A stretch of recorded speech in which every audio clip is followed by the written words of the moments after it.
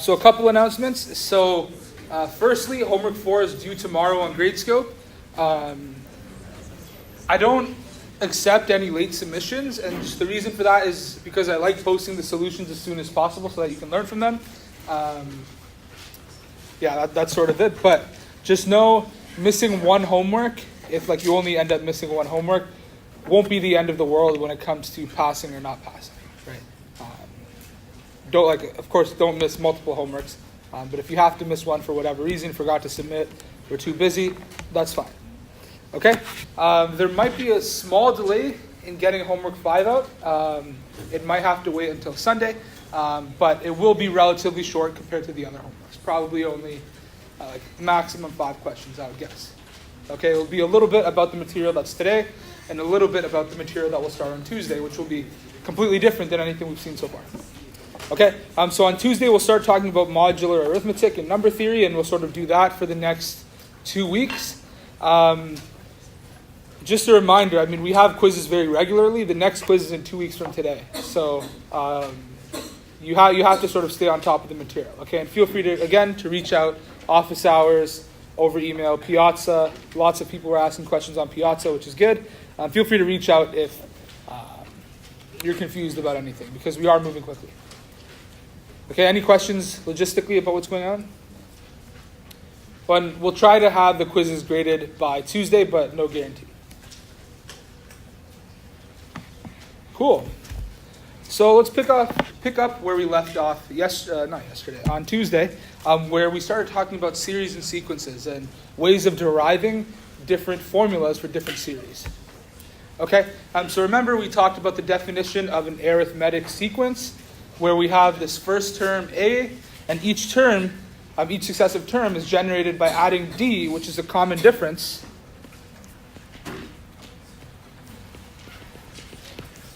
The common difference to the last term.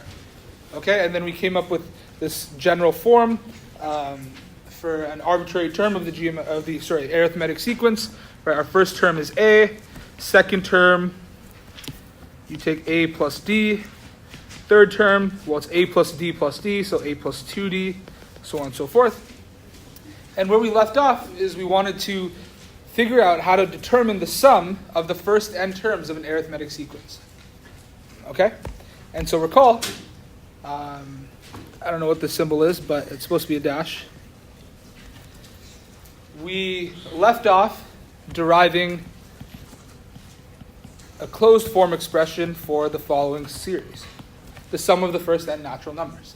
Yeah? So this might be a really dumb question. No. Can you clarify what you mean by common difference? Is that something that's given, or is that... Yeah, so when you're defining an arithmetic sequence, you'll have an initial term, which for this example is 3, and you'll have a common difference, which is 7. What I mean by that is I add 7 to go from one term to the next. Does that make sense? Yeah. Cool. Yeah, no problem.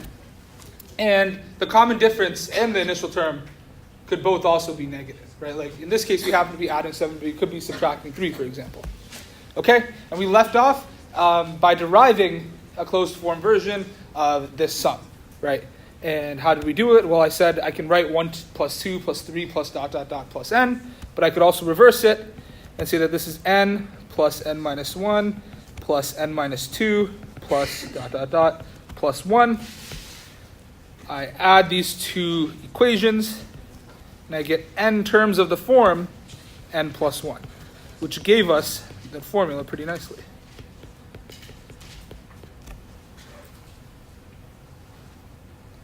Is that clear? So we can say that this is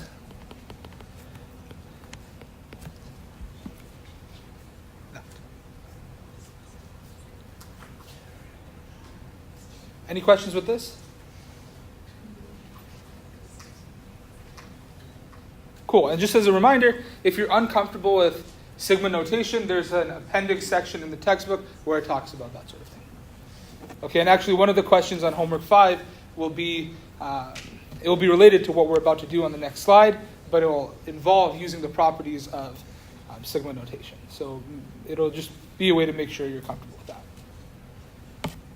Okay, so now what we want to do is extend this to finding a sum of this, right? the sum of the first n terms of a sequence that looks like A plus I minus 1 times D. Okay, this is a general arithmetic sequence. Okay? This is also an arithmetic sequence, 1, 2, 3, 4, so on and so forth, with initial term 1 and common difference also equal to 1. Right? But we want a more general form for this. Okay? And so let's proceed in deriving an expression for this series in the same way. Okay, so my first term will be A, then I'll have A plus D, then I'll have A plus 2D, plus dot, dot, dot, plus my second last term. Notice the sum goes from I is equal 1 to n, but in here, we subtract 1 before multiplying it by D, right? So my second last term will be n minus 2 times D here. My last term will be A plus n minus 1 D.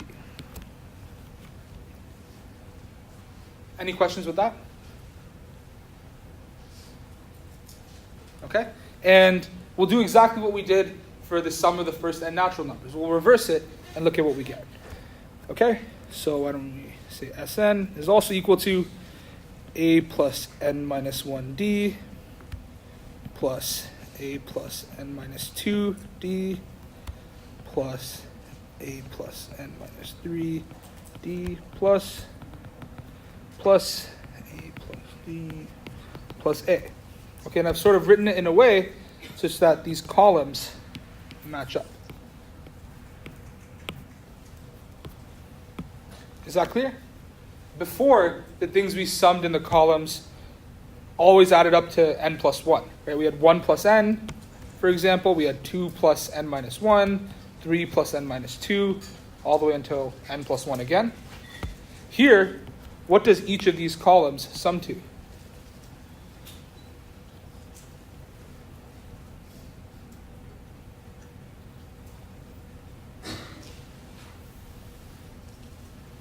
What is the sum of any one of these columns? Yeah. 2A plus n minus 1D. Good. So now I want to add these two equations again. Left side I'll get 2s of n. And you notice that when I add any one of these columns, I'll get 2 a's, because there was an a here and then an a here, plus n minus 1d. Okay?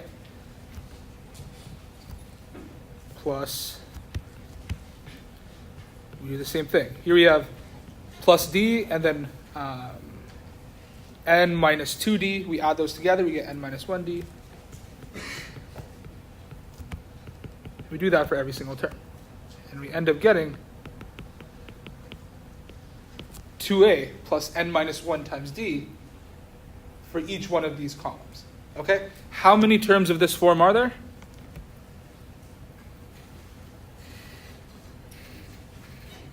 N, right? It's the exact same as before. There were n of these terms, so we multiplied the sum for each column by n.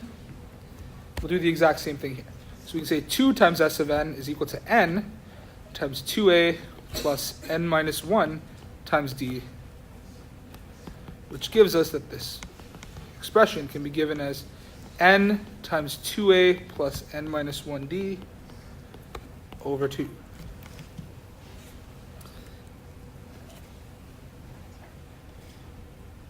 Okay? And so this is the expression for a general arithmetic series, but there are easier ways to interpret this. Okay? So you notice each sum in those columns was equal to 2a plus n minus 1d, right? What's another way we can think of the sum 2a plus n minus 1d? Okay. Maybe see your notes. Any ideas? What's an easier way we can think of 2a plus n minus 1d? Okay, what's the first term in the arithmetic sequence? What's the last term? A plus n minus 1 times d, right? So when we add the first and last terms, we get 2a plus n minus 1d, which is just what each of those columns sum to. right? So what I can write this is as the first term plus last term divided by 2 times number of terms. Is that clear? First plus last is just 2a plus n minus 1d divided by 2 carries over, and n was just the number of terms I summed, right? Because I took my sum going from I is equal 1 to n. So I can write this as the first plus last term divided by 2 times the number of terms. But it also turns out that first plus last over 2 is the same as the average of the sequence, right? So I can just write this as the average times the number of terms, right?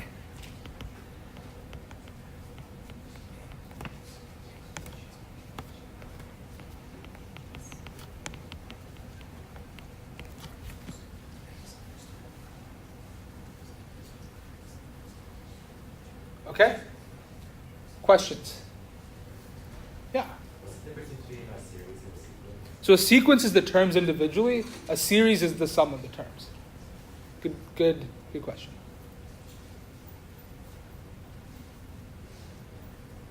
Get right there here. Sequence. Wrong way. Series is a sum of a sequence. Okay, so we really followed the same procedure that we did here.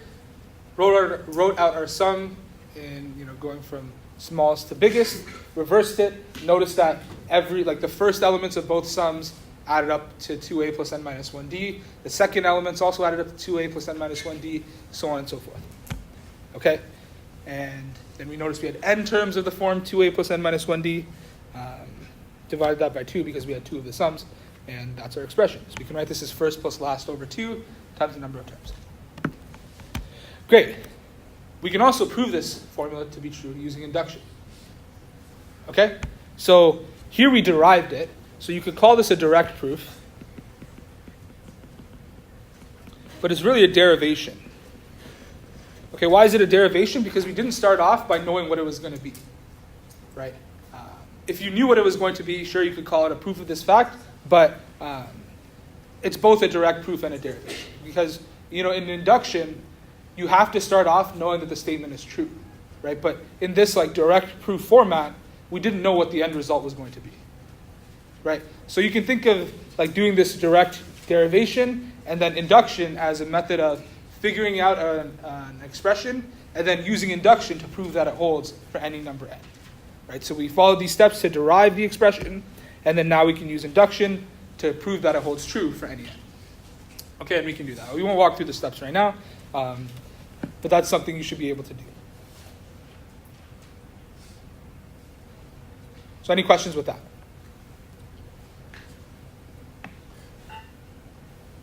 Okay. I want to keep it moving, just so we have as much time as possible to spend on whatever we get to at the end. Okay? So in addition to arithmetic series and sequences, we have geometric series and sequences, right? And so now here, instead we still have a initial term a, but instead of having a common difference that we add to successive terms, we have a common ratio that we multiply to get to successive terms. Okay, so notice here, I multiply by 3, multiply by 3 again, multiply by 3 again. That doesn't look right. That should be 162. And so on and so forth. So my initial term is 2, and multiply by 3 to get to successive terms. Is that clear? And then I can write a general term in this sequence as t sub k is equal to a times r to the k minus 1. Right? The number of times we multiplied by the common ratio is 1 less than the term number, because we're assuming we're starting from term 1. Because term 1, we haven't multiplied the common ratio at all. Term 2, we've multiplied it once. Term 3, we've multiplied it twice, so on and so forth. Right, to make that explicit, term 1 is 2, term 2 is 2 times 3, term 3 is 2 times 3 squared, term 4 is 2 times 3 to 3, so on and so forth. So any questions with the definition of a geometric sequence? Okay, cool. So now what we want to do is find, again, an expression for the sum of the first n terms of a geometric sequence. So we want to find an expression for a geometric series. Okay? So I'll give you a couple minutes. Try and figure out how you would derive this sum from scratch. Okay? And it will use a process that's similar to what we did for the arithmetic series, but it's slightly different. Okay, so I'll let you play around with that for a bit.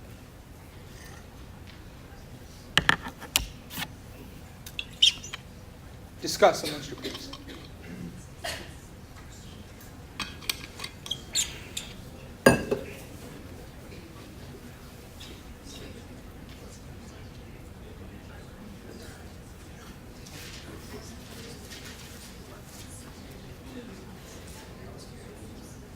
Yeah. Is the exponent for the expression supposed to be minus? Yeah, good catch.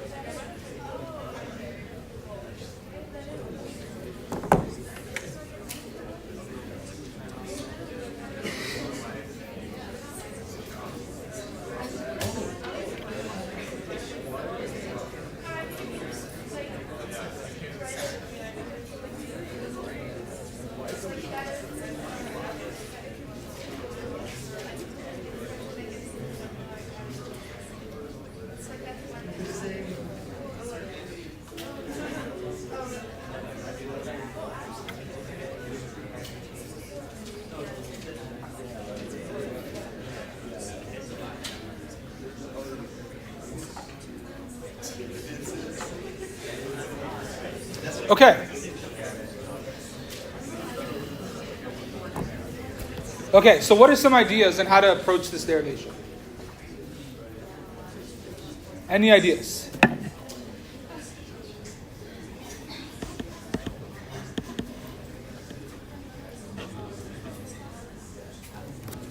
Any ideas? How can we approach this?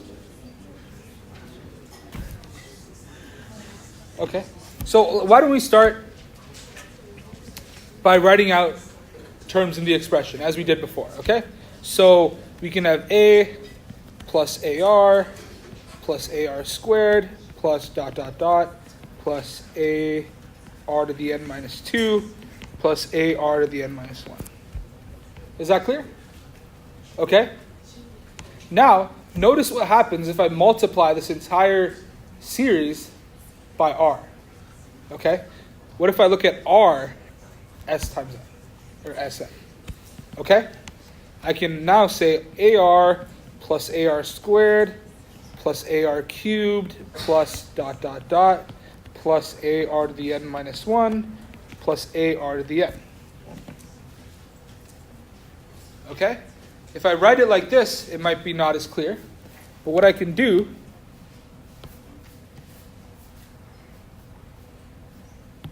is just write it like that. Yeah, let's do that. Okay, and stretch it out a little bit.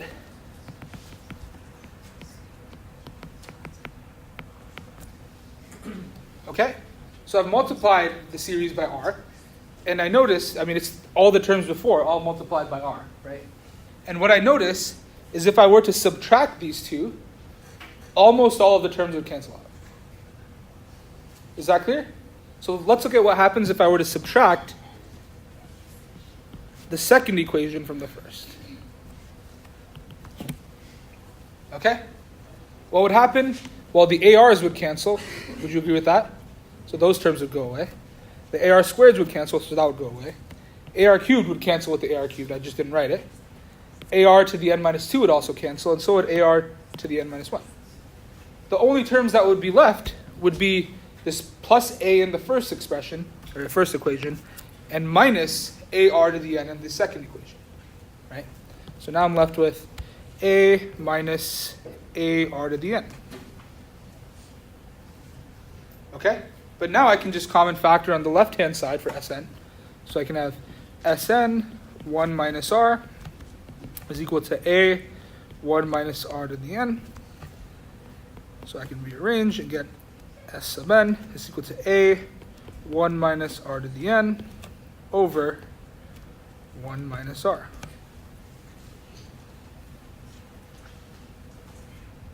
Is that clear? So that's an expression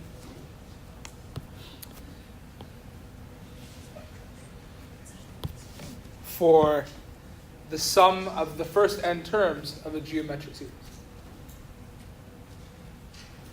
Is that clear? Okay. Couple other things with this. So one, I could also multiply both the numerator and denominator by -1. So sometimes you'll see the expression being written like this.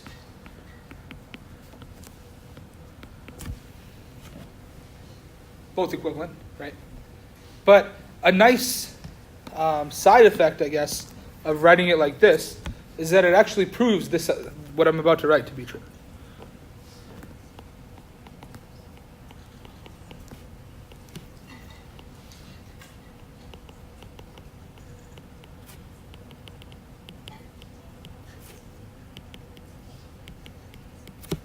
It proves that identity to be true. Okay? And I'll let you think about why that's the case. Right? And it really has to do with the fact that this is a geometric series on its own, with first term 1, common difference r. Okay? And really you can just substitute the expression that we have over here into here, and you get that this equality holds. Okay, so it shows you that you can factor x to the n minus 1 as x minus 1 times the sum of dropping powers of x to the n minus 1 plus x to the n minus 2 plus x to the n minus 3, all the way until x squared plus x plus 1. Okay?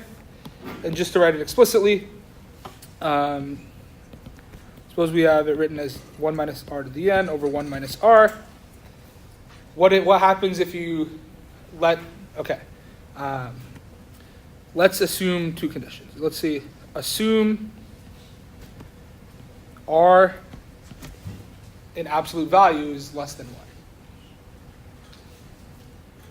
Okay? And so that means successive terms in terms of absolute value will get smaller and smaller. Right? I'm multiplying by a smaller number each time. So for example, like I have a half, and then a quarter, and then an eighth, and then a 16th, a 32nd, so on and so forth. I'm multiplying by some number that's less than 1 in terms of absolute value. So the successive terms are going to be small. Well, notice what happens if you take the limit as n goes to infinity of this expression.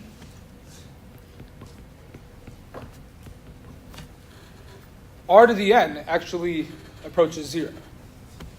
Okay, so you get a over 1 minus r, which is also an expression you might have seen before. So this only holds when the absolute value of r is less than 1. You see that if you take the limit as n goes to infinity, r to the n approaches 0. And I think that's just like one of the first things you probably learned about when you learned about limits. Okay? Okay, so we can say this is a sum of an infinite geometric series. Cool. And so what was this all leading up to? Okay, so now I want to introduce this idea of telescoping sums. Okay, and so what I want you to do is consider this sum. So let's just suppose AI is equal to I. Okay, consider this sum of terms of the form a sub I plus 1 minus a sub I. Okay, where AI is just equal to I. Okay? This gives you a sum of the form 2 minus 1 plus 3 minus 2 plus 4 minus 3, so on and so forth, until 100 minus 99. Okay? And so you probably notice that each term is equal to 1, right? And then so you would have a sum of 99 ones. So the expression should be equal to 99. Because this is 1, this is 1, this is 1, this is 1, so on and so forth. But that's just a concept, like that's just specific to this one example.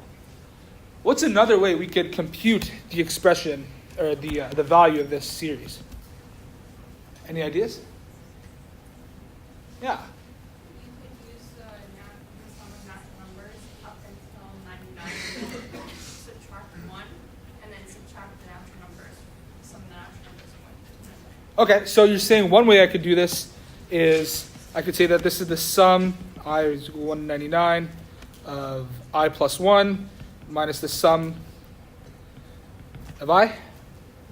Okay, yeah, that would definitely work. That's not exactly what I'm getting at right now, but I like where you're thinking because that's where we're about to go. Yeah. Did you consider it like 2 is being subtracted from -2? Yeah. Like remove all of them, so it's just -1 plus 100? Exactly.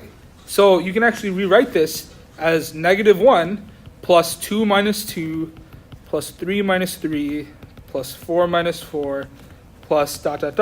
plus 99 minus 99 plus 100. Okay? And all of the terms, except for -1 and 100, cancel out. So you're left with -1 plus 100, which is 99.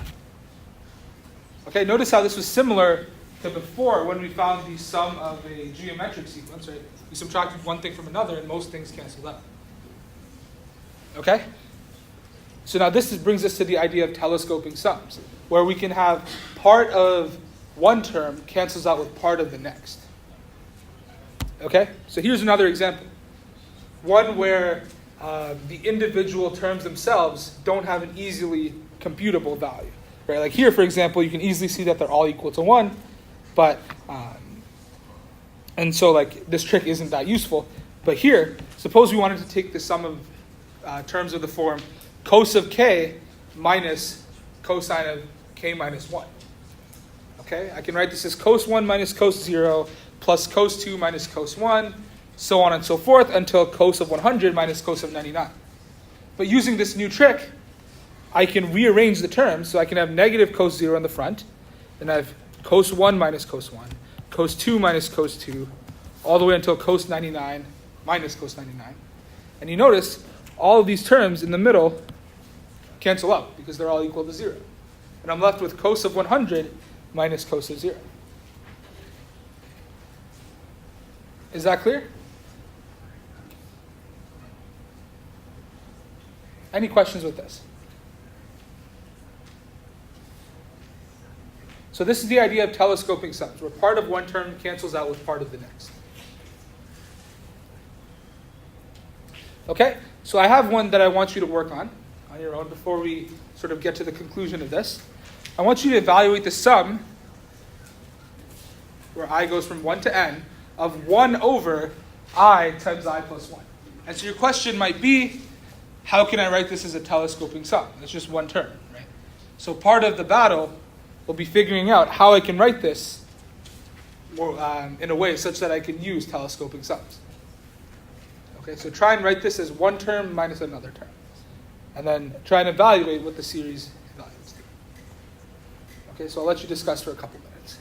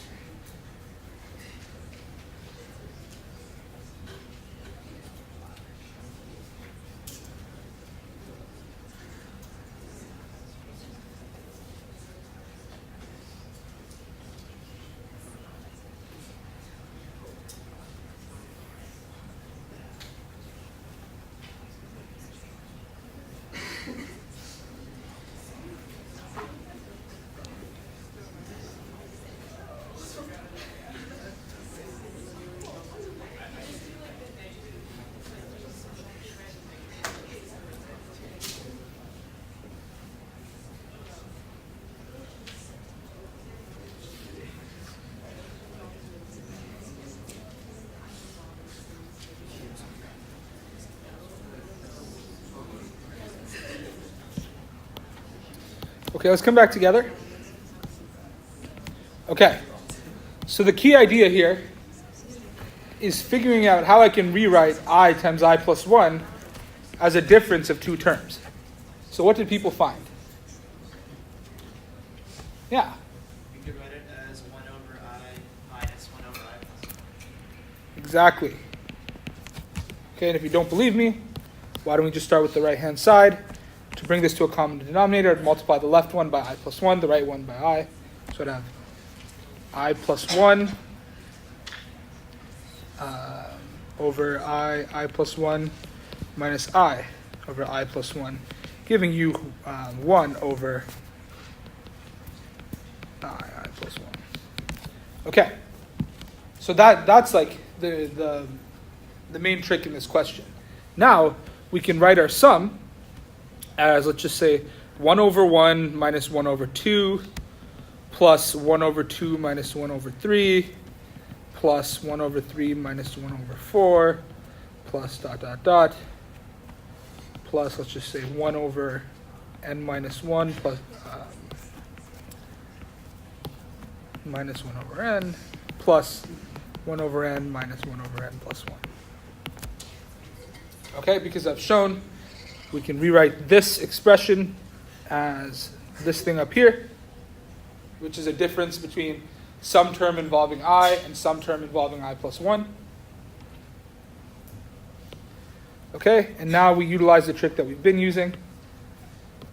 I can rewrite this as 1, right, plus 1 half minus a half plus a third minus a third plus dot dot dot plus 1 over n minus 1 minus 1 over n minus 1 plus 1 over n minus 1 over n minus 1 over n plus 1. This is just redistribution of the parentheses, which we can do under addition.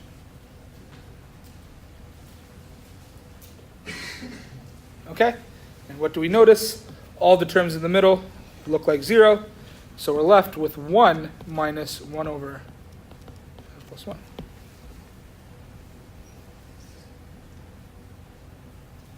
Okay? And if you didn't know this trick, well then you would, I don't know, plug in values and try and find a pattern perhaps, right? So the terms would look like a half, and then the next term would be 1/6. You plug in 3, it would be 1/12. Plug in 4, it would be 1/20, so on and so forth. And it doesn't appear that there's an immediate pattern. Right?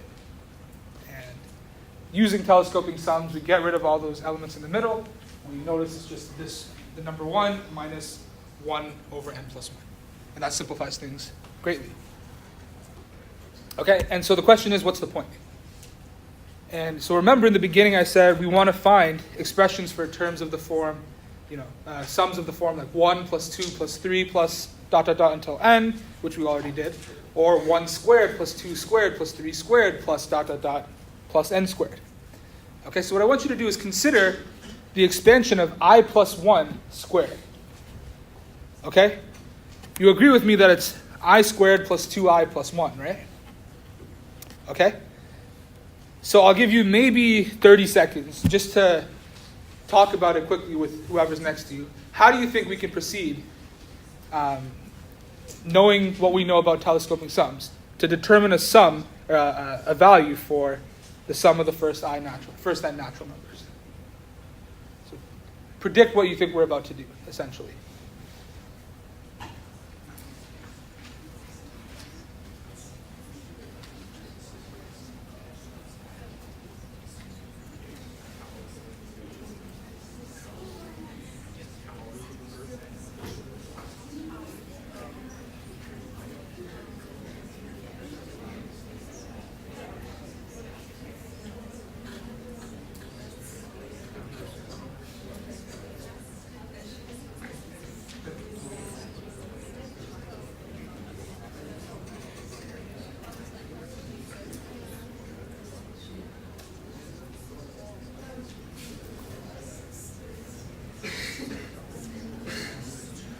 Okay, sorry, we don't have that much time to talk about it because I want to be able to finish this.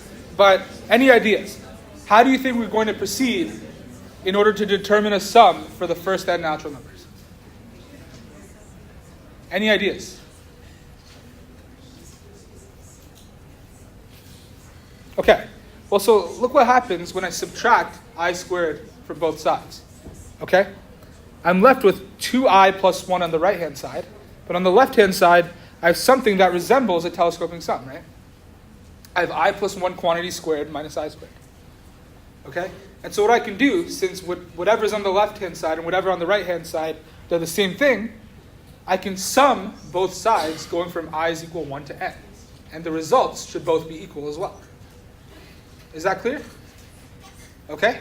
And so what I notice is whatever's on the left-hand side ends up being a telescoping sum. And whatever's on the right-hand side, I can leverage to find an expression for the sum of I going from 1 to n of I. Okay? So let's do that. So what do we have on the left-hand side? Right? What will this evaluate to? Well, we'll have 2 squared minus 1 squared plus 3 squared minus 2 squared plus plus n squared minus n minus 1 squared plus n plus 1 squared minus n squared. Does everyone agree that that's what we have on the left-hand side? Okay? On the right-hand side, using some of the properties of sigma notation, and this is where it's important that you're okay with these properties, I can rewrite this as two separate sums. I can write this as the sum of I going from 1 to n of 2i plus the sum of I going from 1 to n of 1. Is that clear? Okay. Now on the left-hand side, I can do the same trick that we've been doing for telescoping sums. I can write this as negative 1 squared plus 2 squared minus 2 squared, 3 squared minus 3 squared, n squared minus n squared, plus n plus 1 squared. And on the right-hand side, I can further do some simplification. Okay? I can write a sum that looks like this. I can rewrite it by pulling out a constant from the sum. Okay? This is equivalent to saying, for example, 5 plus 10 plus 15 is just equal to 5 times 1 plus 2 plus 3. Is that clear? Okay. That's not my FaceTime, is it? Okay. And on the right-hand side, we can write this as 2 times the sum going from I is equal 1 to n of I, plus, now what's the sum of I going from 1 to n of 1? What is that? This term over here. N, right? Because it's 1 plus 1 plus plus 1. We're doing that n times, so we have n. Okay, so now on the right-hand side, I have n plus 1 quantity squared minus 1 is equal to 2 times the quantity we're looking for plus n. Right? Notice this is exactly what we're looking for. Right? So now what I can do is just rearrange for s, and that gives me an expression for exactly what I'm looking for. Right? And so let's do that. I can say 2 times s is equal to n plus 1 squared minus n minus 1. Right? I'm just saying let that be equal to s. That's n squared plus 2n plus 1 minus n minus 1. The 1's go away, and then 2n minus n gives me just plus n. So that gives me 2s is equal to n squared plus n, which gives me s is equal to n squared plus n over 2, which is exactly what we found before.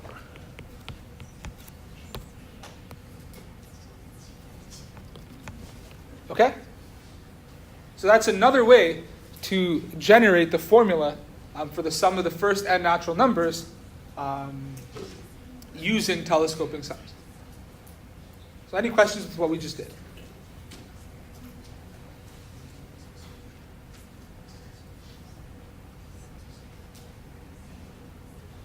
Okay? And so the whole point of this is that we can extend it to sums of the form 1 squared plus 2 squared plus ... And so let's do that. So notice, to find the sum for the first, to find this sum,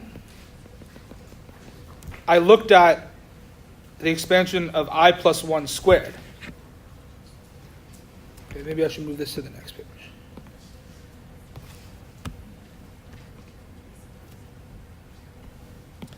Okay, so to find that sum, I looked at the expansion of I plus 1 squared. So now I want to find this sum. What expansion do you think I should look at?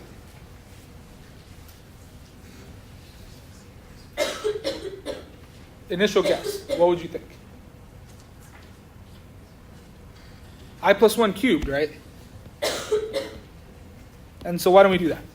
So we see that I plus 1 cubed is equal to I cubed plus 3I squared plus 3I plus 1. Okay, and now I'm going to do the same telescoping sum trick that I did before. Subtract I cubed on both sides. So on the left-hand side, I have I plus 1 cubed minus I cubed. Right-hand side, I have 3I squared plus 3I plus 1. I can again take the sum on both sides. So I have the sum of this, that we can skip a little. Say this sum is equal to the sum of this thing. Right? We have an equal sign, you can take the sum on both sides. Okay? And so on the left-hand side, again, we have a telescoping sum. And we notice everything is going to cancel except for n plus 1 cubed minus 1. Is that clear? Because the 2 cubed and negative 2 cubed will cancel, 3 cubed and negative 3 will cancel, negative 3 cubed, I guess, will cancel, all the way until n cubed and negative n cubed. Those will all cancel. So the things that won't be set to 0 by the telescoping sum are just n plus 1 cubed and negative 1. So that's on the left-hand side. On the right-hand side, again, we can do some distributing using the properties of sums that we know. I can say that this is equal to 3 times the sum I'm looking for. Right, this is our goal. Plus 3 times the sum of the first n natural numbers plus the sum 1 in times. Okay? Notice, this is what I'm looking for, right? Do we know this quantity right here? Yeah, we just determined it on the previous slide. So that's a known. And this is just n, right? So we have all the pieces that we need to solve for the sum of I squared. Is that clear? So let's try that. Okay? So I can say n plus 1 cubed minus 1 is equal to 3s. And again, I'll say s is what we're looking for. Plus 3 n plus 1 over 2. And that's what we determined before, right? Plus n over here. And now, again, we can do some rearranging.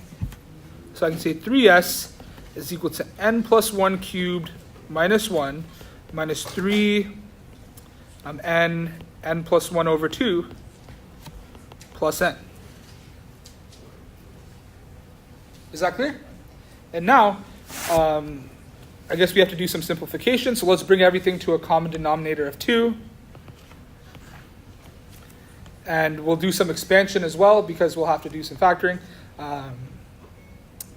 Yeah, we have to expand. So let's look at n cubed, 3n squared plus 3n plus 1 minus 1 minus 3n squared minus 3n. This right here corresponds to this. Okay, so now we're just doing arithmetic. Oops. We have a plus n over here.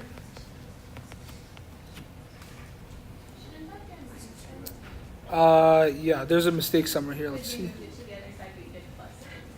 Let's see. Yeah, that should be a minus n. The denominator is supposed to be 6, so I messed up somewhere. Oh, that's 3s. Yeah, okay, that makes sense. Okay, so I have 3s is equal to whatever this is going to be. And you can verify this on your own, but whatever the numerator looks like, I can factor this as n plus 1, 2n plus 1. Okay, so that up here will give the result s is equal to n plus 1, 2n plus 1 over 6. And so what that really is the sum of the first n squares. Okay? So in other words, what this tells you is 1 squared plus 2 squared plus n squared is equal to n plus 1, 2n plus 1 over 6. So any questions with that? Yeah. It goes on solving a series that has like 1 power 1 plus 2 squared plus 3 cubed plus 4 like that. I think there's a way to do it, but there's no like nice property that helps you with that. I don't think so. Okay, one last thing really quickly. So one thing I want you to try, and I mean it'll be on the homework, will be try and determine an expression for this. Okay? And notice, to find the sum of the first I natural numbers when the exponent is 1, we looked at I plus 1 squared. To find the expression when the terms themselves are squared, we looked at I plus 1 cubed. So here, what will we probably look at? I plus 1 to the 4.